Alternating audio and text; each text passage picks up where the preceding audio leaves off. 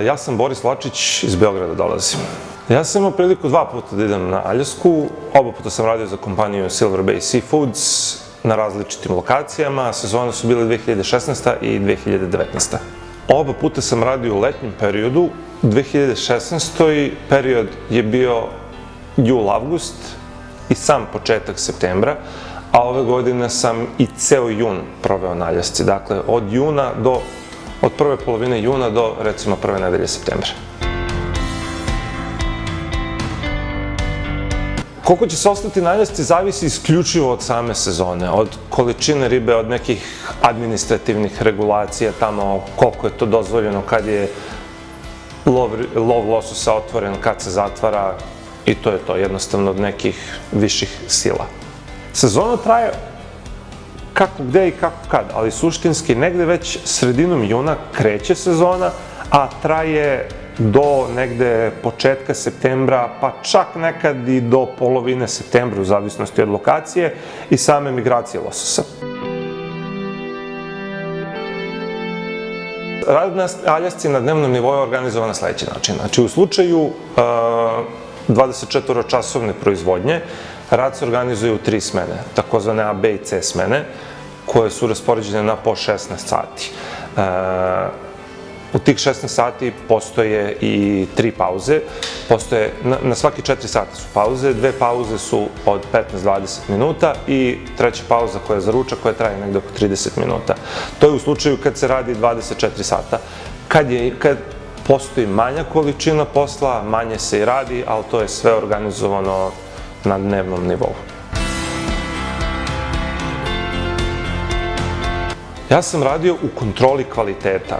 Kontrola kvaliteta podrazumeva faktički kontrolu svih segmenata fabrike, celog procesa proizvodnje na različitim mestima, na različitim pozicijama. Dakle, kontroliše se kvalitet samog proizvoda, da li je negde došlo do nekih problema, nekih propusta u samom procesu proizvodnje i slično. Posao nije fizički težak, zahtevan je, odgovoran je, ali fizički težak nije. Kompletna zaštitna oprema je obezbeđena od strane kompanije, odnosi se na zaštitna odela različitih tipova u zavisnosti od pozicije na kojoj radite, obuće, oprema za zaštitu vida, za zaštitu sluha, sve. Proces obrade ribe je onako prilično kompleksan, znači od samog početka gde se riba sa tih brodova ispumpava u samu fabriku, u tenkove, iz tih tenkova dalje prelazi u područja mašinske obrade, pa dalje kroz friz i dalje na proces pakovanja i slično. Znači, proces je kompleksan, ali nije nešto specijalno zahtevan, lako se ulazi u njega i vrlo je zanimljiv, vredi videti. Na prvom mestu zavisi od količine ulova, koji može da varira od nekih enormno velikih količina do prosto nekih dana kad je ulov malo slabiji, to sve zavisi od više faktora. Na Aljasci svaki minut rada je adekvatno plaćen. Postoji sistem obračuna gde postoji regular i overtime. Znači, se posmatra i na dnevnom i na nedeljnom nivou. Na dnevnom nivou prvih 8 sati je regularni rad, dok svaki sledeći sat je naravno overtime, a dok se to na nedeljnom nivou posmatra, 40 sati nedeljno je regularan rad, sve preko toga se tretira kao overtime i sve je adekvatno plaćeno. U interesu kompanije je da je sve vreme 24-časovna proizvodnja, u interesu kompanije da se radi što više, maksimum kapacitet, to opet naravno zavisi od ulova ribe, ali kompanijin interes je da se radi sve vreme na full kapacitetu. Obračun zarada se radi dvonedeljno, dakle, znači, prati se period od nedelje do subote, pa se pravi jedan kratak presek, čisto da bi se ispratili svi aspekti, da li sve u redu, ali obračunski period, znači 2 nedelje i na 2 nedelje se isplaćuje, postoje različiti načini, to je u dogovoru s kompanijom, postoji opcija da se dobije fizički paycheck, postoji opcija direkt depozita, gde se plata uplaćuje direktno na račun u banci koji smo prethodno otvorili. Dakle, otvoreni su za saradnju. Ishrana u kompaniji je na jednom vrlo zadovoljavajućem nivou. Postoje 3 velika obroka dnevno, doručak, ručak, večera, postoje užine između, a čak i kad nema nikakav zvaničan obrok, uvek postoji nešto što može da se skombine, da se snađe, da se dogovori sa kuhinjom. Raznovrsno je, šaroliko, mislim, ti ljudi se uvek trude da niko nije gladan, da uvek ima dovoljno svega, da je raznovrsno i tako dalje. Ja nikakvu zamerku na taj aspekt nemam. Smeštaj u kompaniji je organizovan u takozvanim bunkhausima, to su neke vrste spavaonica. Smeštaj je onako pristojan, solidan, uredan, bitno je da se ne očekuje da će tamo bilo ko spavati u apartmanima 5 zvezdica. To su spavaonice, uglavnom su 4-krevetne sobe, negde bude manje, negde više, ali je bazirano na 4 osobe. Što se komunikacije tiče, to sve zavisi na prvom mestu od lokacije.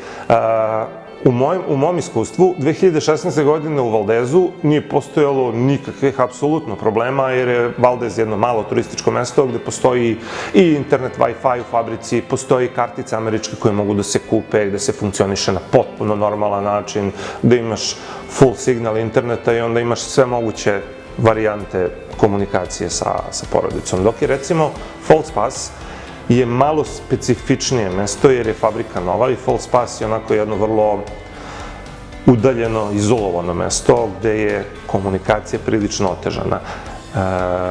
Mi smo imali tamo neke američke kartice, ali jednostavno signal je prilično tanak i uglavnom se komunikacija bazirala na fiksnu mobilnu telefoniju, internet je slab, tako da je to malo otežavalo celu priču.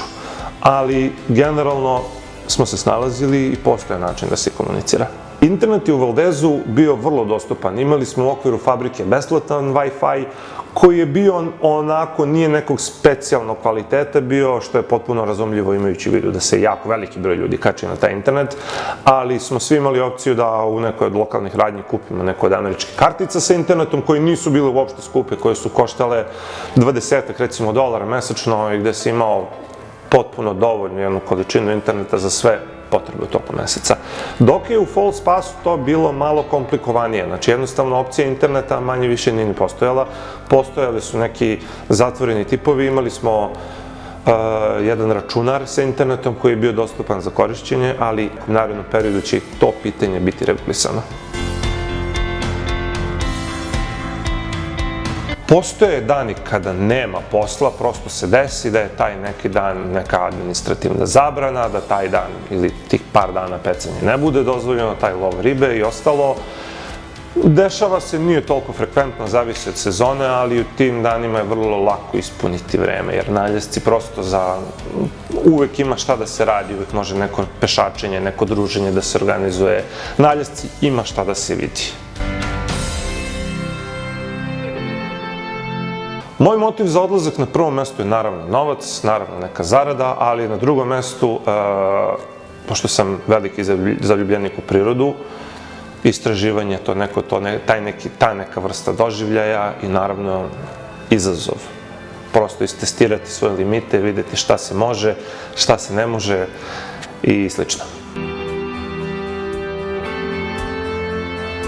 Izuzetno sam zadovoljan zaradom ove sezone, ali to opet zavisi od mnogo nekih aspekata, mnogo nekih faktora.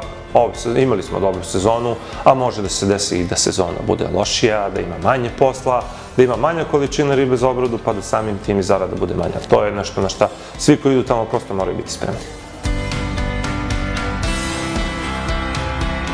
Ja sam generalno celim programom izuzetno zadovoljan, ovo je jedno veliko iskustvo i apsolutno bi preporučio svakome odlazak, kogod ima mogućnosti. Ovo je nešto što treba probati, što treba videti, tako da samo napred.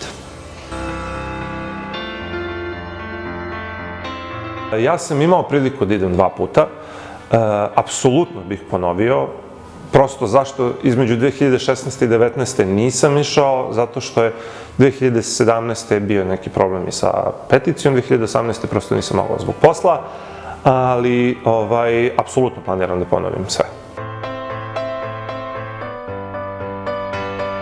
Što se samog programa tiče, Ono što se meni najviše dopalo je sam taj izazov, odlazak, promena sredine, rad u nekom novom okruženju, novi izazovi i neka prilika da se zaradi neki pristojan novac. A što se samih negativnih strana tiče, ja neka negativna iskustva nisam imao, nemam neke specijalne zamerke. Malo je, znači ono što će svako ponoviti, svako će se sresti sa tim problemom je udaljenost, odvojenost od porodice, odvojenost od nekog kruga prijatelja i slično, to bude malo neobično, ali to je jedan kratak period, to je 3 meseca, to je nešto što se lako preživi i to je to apsolutno vredno svega ovoga. Odnos poslodavca prema zaposlenima je izuzetno korektan, o svemu se vodi računa, svako će te uvek saslušati za bilo koju vrstu problema koju imaš, uvek su tu da izađu u susret koliko god da mogu, uvek će primetiti dobre radnike, uvek će dati priliku nekome ko se iskazuje.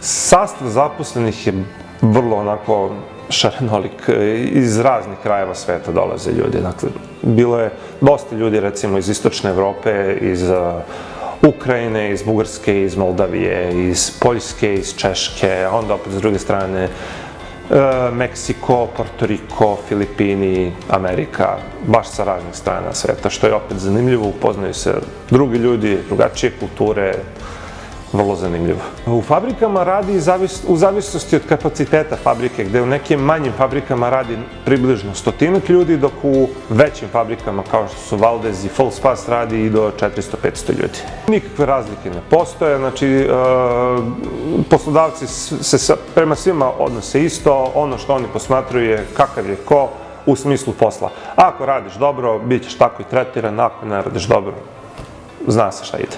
Naljesti su svi plaćeni isto. Razlikuju se jedino što možda neki eventualno supervizori ili lideri imaju nešto veću zaradu, ali svi radnici imaju apsolutno istu platu, bez obzira na nacionalnost, bez obzira na to odakle dolaze.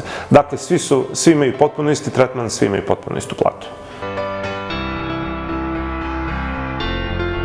Što se tiče temperature na Aljasci, ovde kod nas vlada jedna opšta zabluda da je Aljaska jedna santa leda. Međutim, to nije tako. Ja sam 2 puta radio, oba puta u letnjoj sezoni.